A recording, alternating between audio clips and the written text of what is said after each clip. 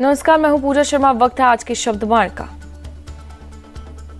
आम आदमी पार्टी ने सीएम अरविंद केजरीवाल की गिरफ्तारी की आशंका जताई है। ईडी शराब घोटाले के केस में केजरीवाल को 3 समन भेज चुकी है, लेकिन केजरीवाल पेश नहीं हुए। अब आतिशी सिंह, सौरभ भारद्वाज और गोपाल राय जैसे आम आदमी पार्टी के बड़े बड़े नेता प्रेस कॉन्फ्रेंस और सोशल मीडिया पर पोस्ट करने में जुटे हैं।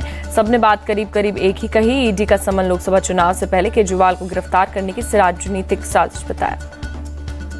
अरविंद केजरीवाल जी ने जो चिट्ठियां ईडी को लिखी हैं, उसमें बार बार कहा है कि सबसे पहले आप हमें ये बताइए आप हमें किस तौर पे बुला रहे हैं। अभी तक ईडी का कोई जवाब नहीं आया। दूसरी बात, उन्होंने ईडी को ये स्पष्ट तौर पे कहा है कि अगर आपके कोई भी सवाल हैं तो आप वो सवाल एक क्वेश्चनायर के फॉर्म में हमें भेज दीजिए, हम आपके सारे सवालों का जवाब दे देंगे। लेकिन आज तक ईडी ने एक भी क्वेश्चनायर अरविंद केजरीवाल जी को नहीं भेजा है। तो इसलिए यह बिल्कुल साफ है कि जो ईडी ये समन भेज रही है वो ना सिर्फ गैर कानूनी है, वो 100% राजनीति से प्रेरित है और विपक्ष को खत्म करने की एक साजिश है। ये जो अरविंद केजरीवाल जी को गिरफ्तार करने की साजिश है, ये सिर्फ और सिर्फ आने वाले लोकसभा चुनाव की वजह से है। आम आदमी पार्टी के नेताओं को बीजेपी के प्रवक्ता गौरव भाटिया ने दिया जवाब। कहा, अगर केजरीवाल ने कुछ गलत नहीं किया तो जांच से भाग क्यों रहे हैं। गौरव भाटिया ने कहा कि मुख्यमंत्री बनने से पहले केजरीवाल कहते थे कि अगर किसी नेता पर आरोप लगते हैं तो उसे जांच पूरी होने तक पद से इस्तीफा देना चाहिए, लेकिन अब खुद जेल में बैठकर सरकार चलाने की बात कह रहे हैं। आज ये उम्मीद की जा रही थी कि अगर थोड़ी भी मर्यादा अरविंद केजरीवाल में बची है, कानून के प्रति उनका सम्मान अभी जीवित है, तो वो जाएंगे और सारे प्रश्नों के उत्तर देंगे। हम तो हमेशा कहते हैं अगर आपने बेईमानी की नहीं तो डरना कैसा। दूध का दूध और शराब की शराब हो जाने दीजिए। लेकिन आज एक और नया बहाना आया। लोकसभा चुनाव है, इसलिए हमें परेशान किया जा रहा है। जो अरविंद केजरीवाल भारत में राजनीति में ये कह के आए कि किसी पे आरोप लगे तो इस्तीफा दे दो, तो आपको तो चाहिए कि ईडी के पास स्वयं जाएं, खाता और बही दें और दिखाएं कि आपने कोई भ्रष्टाचार, कोई पाप नहीं किया।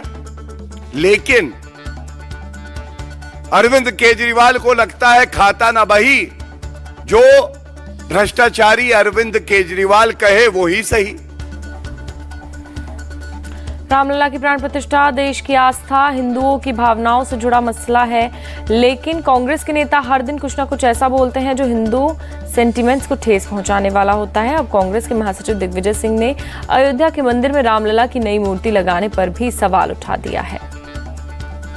मुझे कोई न्योते की आवश्यकता नहीं है, हमारे हृदय में बसे हैं भगवान राम। पहली बात तो यह है कि जिस रामलला की लड़ाई पर, मूर्ति पर सारा झगड़ा हुआ, वो मूर्ति कहाँ है?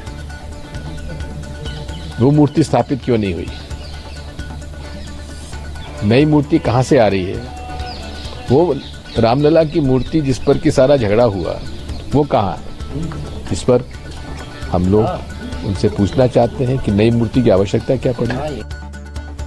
कर्नाटक से कांग्रेस नेता बीके हरिप्रसाद तो दिग्विजय सिंह से भी आगे निकल गए। बीके हरिप्रसाद ने कहा कि रामलला की प्राण प्रतिष्ठा से पहले बीजेपी गोधरा जैसा दंगे करा सकती है। हरिप्रसाद ने कहा कि बीजेपी का इतिहास ही दंगों का कर रहा है।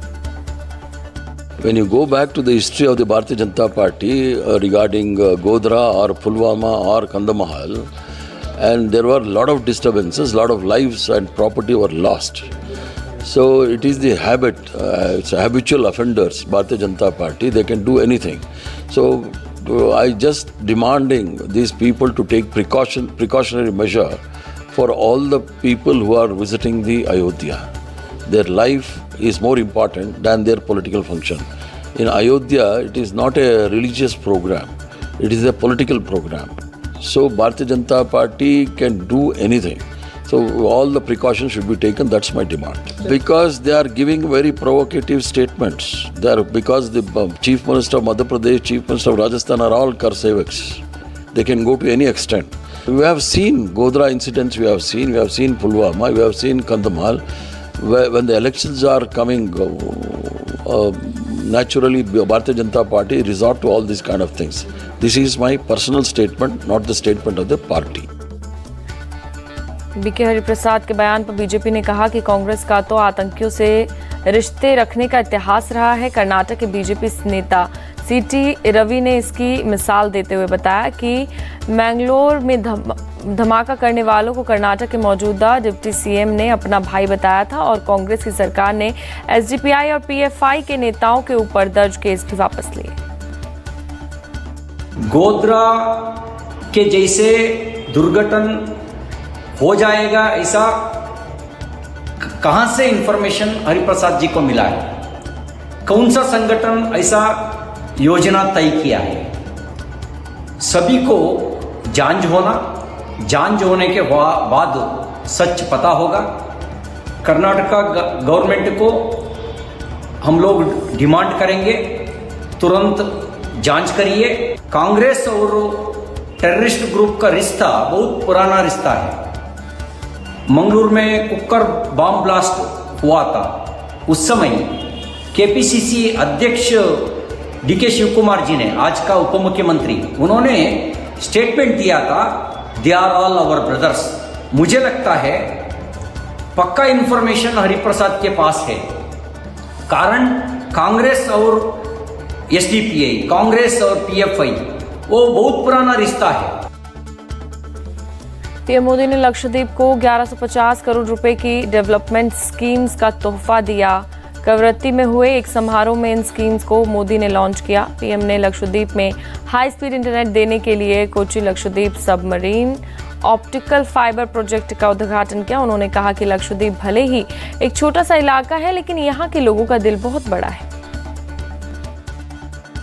लक्षद्वीप की सुबह देखकर मन प्रसन्न हो गया।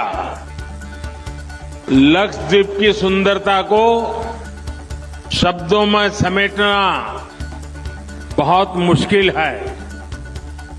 मुझे इस बार अगत्ती, बंगारम और कवरत्ती में आप सभी परिवारजनों से मिलने का अवसर मिला है। लक्षद्वीप का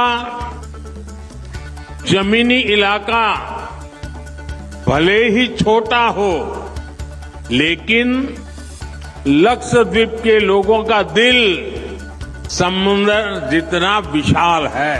दशकों तक केंद्र में जो सरकारें रही, उनकी प्राथमिकता सिर्फ अपने राजनीतिक दल का विकास था।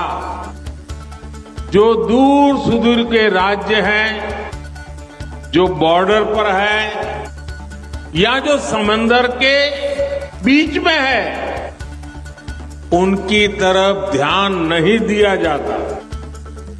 बीते 10 वर्षों में हमारी सरकार ने जो बॉर्डर के इलाके हैं, जो समंदर के आखिरी छोर के इलाके हैं, वहां हमने उन्हें अपनी प्राथमिकता बनाया है। हमारी सरकार ने हज यात्रियों की सहूलियत के लिए जो प्रयास किया है, उसका भी लाभ लक्षद्वीप के लोगों को मिला है।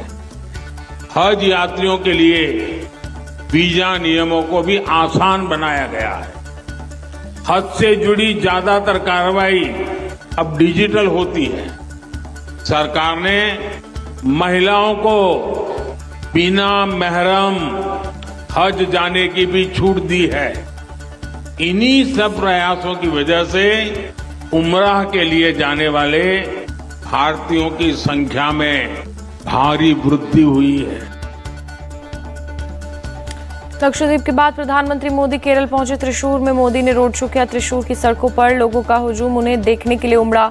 इसके बाद बीजेपी की महिला विंग के सम्मेलन में उन्होंने ट्रिपल तलाक की बात की। मोदी ने कहा कि लेफ्ट कांग्रेस की सरकारों ने महिलाओं के सशक्तिकरण के बारे में नहीं सोचा। आजकल देश में मोदी की गारंटी की चर्चा है, लेकिन मैं मानता हूं देश की नारी शक्ति विकसित भारत के संकल्प की सिद्धि की सबसे बड़ी गारंटी है। दुर्भाग्य से आजादी के बाद लेफ्ट कांग्रेस की सरकारों ने, एलडीएफ, यूडीएफ की सरकारों ने नारी शक्ति को कमजोर माना।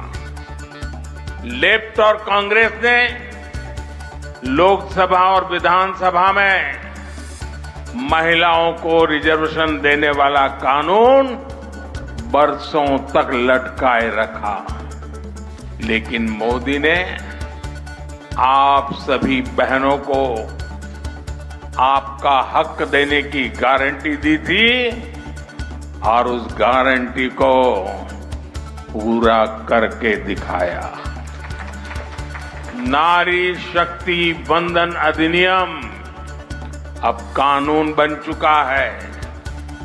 आपको याद होगा, जब तक देश में लेफ्ट और कांग्रेस के गठबंधन की सरकारें थी, तब तक मुस्लिम बहनें ट्रिपल तलाक से परेशान थी। मोदी ने मुस्लिम बहनों को ट्रिपल तलाक से मुक्ति देने की गारंटी दी थी और उसे ईमानदारी से पूरा भी करके दिखाया।